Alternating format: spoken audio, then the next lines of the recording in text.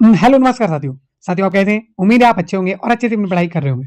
दोस्तों जैसा कि मैंने आपसे वादा किया है कि मैं आपको हिंदी के 40 प्रैक्टिस सेट कराऊंगा। कितने प्रैक्टिस सेट? 40 प्रैक्टिस सेट कराऊंगा, जिसमें से प्रैक्टिस सेट नंबर है 7। आज का प्रैक्टिस सेट नंबर 7। अभी तक आपने हमारे 1 से लेकर 6 तक प्रैक्टिस सेट नहीं देखे हैं तो आप देख सकते हैं। और ये हिंदी के प्रैक्टिस सेट यूपीएसआई के लिए मोस्ट इंपोर्टेंट होंगे और यूपी कांस्टेबल के लिए भी बहुत ही महत्वपूर्ण साबित होने वाले हैं। यूपीएसआई का पेपर यहीं से पूरा आपको देखने मिल जाएगा, क्योंकि दोस्तों मैं खुद यूपीएसआई की तैयारी कर रहा हूं और दोस्तों जो मैं पढ़ रहा हूं वही आपको मैं करवा रहा हूं दोस्तों, जिससे कि आपका रिवीजन और मेरा रिवीजन भी यहीं से हो सके। दोस्तों कुछ लोगों की शिकायत रहती है कि आप हिंदी पढ़ने में दिक्कत होती है। नहीं दोस्तों, ऐसा नहीं है। कभी कभी जीभ है इधर उधर हो जाती है, तो उसको मैं मैनेज कर रहा हूँ, कोई बात नहीं है। तो आइए स्टार्ट करते हैं हम लोग क्वेश्चन नंबर 1 से। दोस्तों थोड़ी हमें कमियां हैं, उनका हम सुधार करेंगे, धीरे धीरे सुधार हो जाएगा। तो थोड़ा सपोर्ट चाहिए आप लोगों का। आप हमारा अगर सपोर्ट नहीं करेंगे तो हमारा चैनल आगे नहीं बढ़ेगा। आप सपोर्ट करेंगे तभी हम आगे बढ़ेंगे। आगे बात करेंगे दोस्तों, हम लोग एक दूसरे का सपोर्ट करके ही आगे बढ़ सकते हैं। आगे बात करें क्वेश्चन नंबर 1 से हम लोग। आज मैंने कुछ टाइम ज्यादा ले लिया है सॉरी उसके लिए। तो क्वेश्चन नंबर 1 से बात करेंगे। निम्न में से कौन सा शब्द अर्थ का विलोम है? दोस्तों अर्थ मतलब होता है प्रारंभ। क्या होता है? प्रारंभ। इत का मतलब होता है अंत। इत का मतलब होता है अंत। आगे बात करें कबीर की उलटवासियों में कौन सा प्रमुख रस है? दोस्तों कबीर की उलटवासियों में तो यहाँ अद्भुत रस होता है। कौन सा? अद्भुत रस होता है। ना होता है करोड़, ना होता है शांत, ना होता है विभत्स रस। यहाँ अद्भुत रस होता है। आगे बात करेंगे क्वेश्चन नंबर 3 की। इनमें से निजवाचक सर्वनाम का प्रयोग किस वाक्य में हुआ था? तो ए वाक्य, आज अपनापन कहाँ है। उसके बाद बी है, यह समस्या मैं आप ही हल कर लूंगा। इसके बाद सी क्वेश्चन है, यह मेरी निजी पुस्तक है। डी है, अपनों से क्या छिपाना। दोस्तों यहाँ आप देखेंगे कि निजवाचक क्या होता है? मैं, मतलब स्वयं की बात करना। तो यहाँ आया है तो ऑप्शन नंबर बी हो जाएगा। आगे बात करेंगे क्वेश्चन नंबर 4। व्युत्पत्ति के विचार से शब्दों के कितने भेद होते हैं? दोस्तों इसके इसके 2 होते हैं या 4 होते हैं या 8 होते हैं या 3 होते हैं। तो ऑप्शन नंबर डी हो जाएगा कि इसके 3 भेद होते हैं। आगे बात करेंगे क्वेश्चन नंबर 5। इनमें से किस उपन्यास की पृष्ठभूमि में भारत विभाजन की त्रासदी है? दोस्तों भारत विभाजन की त्रासदी है किसमें? रंग राग दरबारी में, या फिर कर्मभूमि में, या शेखर एक जीवनी में, या झूठा सच में। तो झूठा सच में ये दर्शाया गया है, क्योंकि दोस्तों ये यशपाल की रचना है। किसकी? यशपाल की रचना है। और दोस्तों यहाँ आजादी के समय जो हिंसा हुई थी उसको दर्शाया गया है। आगे बात करेंगे क्वेश्चन नंबर 6 की। तो क्वेश्चन नंबर 6 है दोस्तों, क्वेश्चन नंबर 6 है, इनमें से किस वाक्य में अर्धविराम का प्रयोग हुआ था? दोस्तों अर्धविराम का चिन्ह ऐसा होता है, देखो दोस्तों मैं आपको लगा के बता दूं, ऐसा होता है। ठीक तो दोस्तों, जब राम आया श्याम सो रहा था, नहीं गलत है। या सावास, इसमें ये हो गया विस्मयादिबोधक, ये भी गलत है। आलस्य मनुष्य का शत्रु है, इसमें देखो मिला है। तो ऑप्शन नंबर सी हो जाएगा। आगे देखेंगे क्वेश्चन नंबर 10। किस संवैधानिक अब भारत में संवैधानिक रूप से हिंदी का क्या स्वरूप है? दोस्तों संविधान में हिंदी को क्या कहा गया है? राष्ट्रभाषा नहीं, या विश्वभाषा नहीं, मातृभाषा नहीं, क्या कहा गया है? राजभाषा कहा गया है।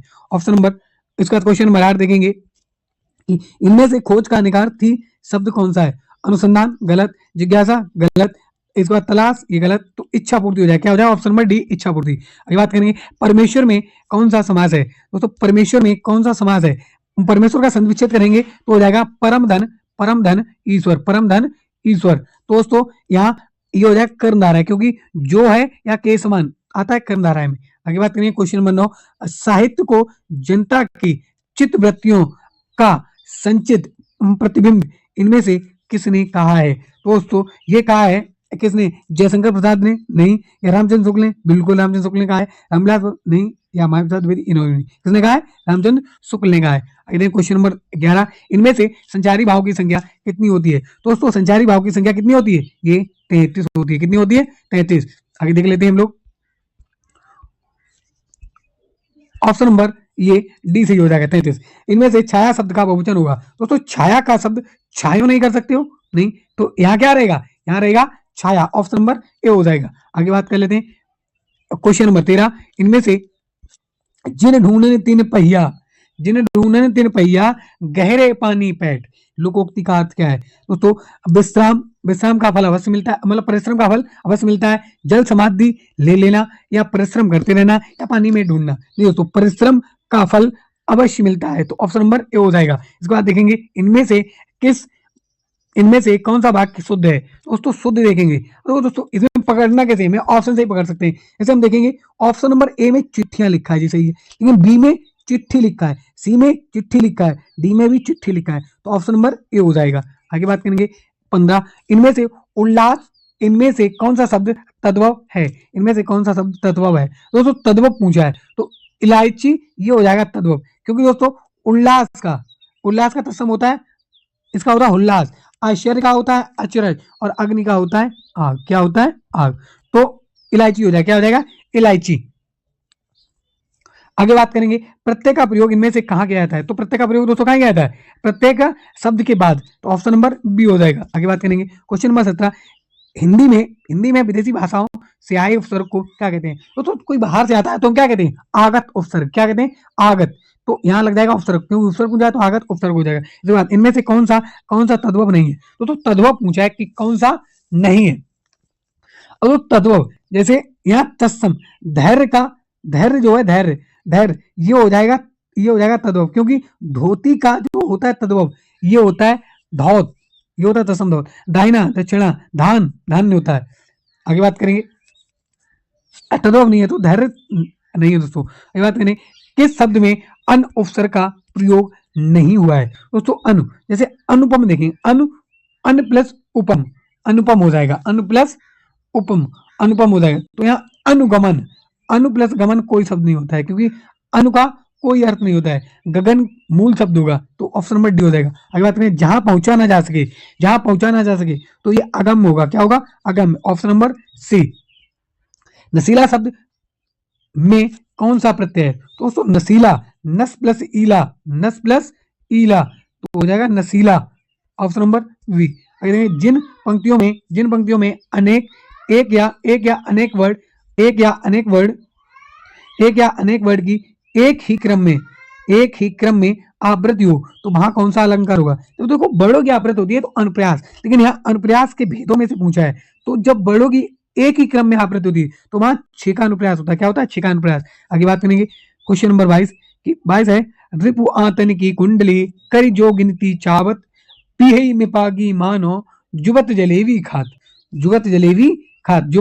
खात। यहाँ कौन सा रस है? तो यहाँ हो जाएगा विभत्स रस। विभत्स मतलब घृणा कर रहा है, घृणा। जहाँ घृणा होती है वहां क्या होता है? विभत्स रस। और जहां भय होता है वहां क्या होता है? भयानक।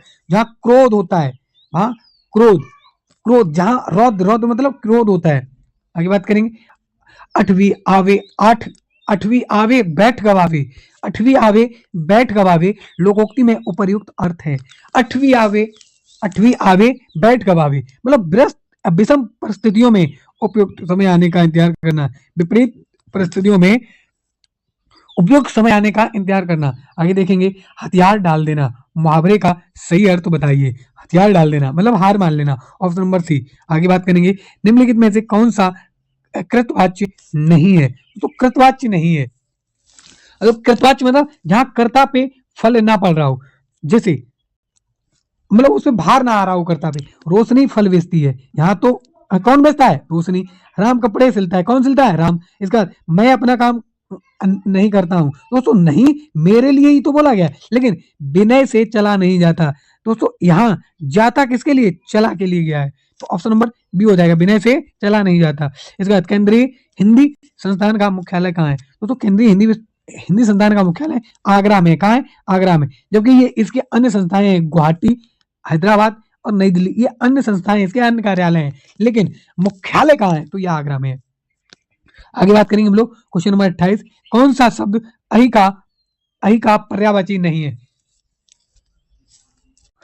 अहि का पर्यायवाची नहीं है दोस्तों। अहि का पर्यायवाची, अहि का मतलब क्या होता है? अहि का मतलब होता है सांप। दोस्तों क्या होता है? सांप। अब जैसे पावनास ये भी सांप होता है, ओरग ये भी इसका पर्यायवाची होता है, श्री सांप ये भी इसका पर्यायवाची, लेकिन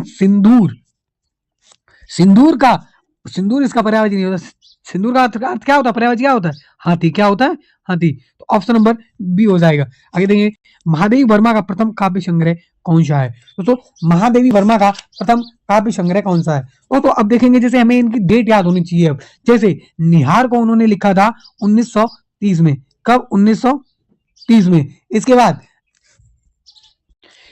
देखेंगे इसके बाद देखिए नीरजा, नीरजा को इन्होंने कब लिखा था दोस्तों, नीरजा को इन्होंने कब लिखा था, इसे दोस्तों इन्होंने लगभग 1940 के समथिंग लिखा था। इसके बाद रसिम, रसिम को इन्होंने 1932 में लिखा था। और तो संधिगीत, संधिगीत को इन्होंने 1936 में लिखा था। तो दोस्तों प्रथम काव्य संग्रह कौन सा होगा, निहार, जो इन्होंने सबसे पहले लिखा है 1930 में। आगे बात करेंगे साहित्य अकादमी की, साहित्य अकादमी पुरस्कार की स्थापना कब हुई थी दोस्तों, ये 1954 में, 12 मार्च 1954 में हुई थी। और प्रथम साहित्य अकादमी पुरस्कार किसे दिया गया था, माखनलाल चतुर्वेदी को।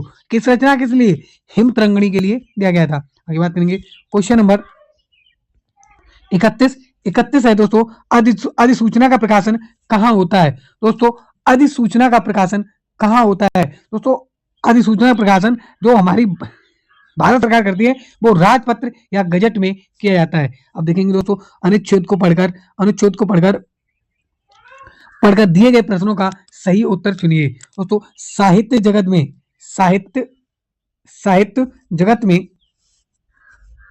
साहित्य जगत में प्रचलित दो अवधारणाएं, दो अवधारणाएं कला जीवन, कला जीवन के लिए और कला के लिए, और कला कला के लिए, वस्तुतः कला के लिए मूल्यवादी और शौर्यवादी दृष्टिकोण का प्रतिफलन है। कला के मूल्यवादी दृष्टिकोण अथवा कला जीवन के लिए सिद्धांतवार काव्य का वह मूल प्रयोजन या नैतिकता की स्थापना एवं शिक्षा माना जाता है। इस सिद्धांत को मानने वाले साहित्यकार कला को सामाजिक परिवर्तन एवं सुधार का महत्वपूर्ण अस्त्र मानते हैं।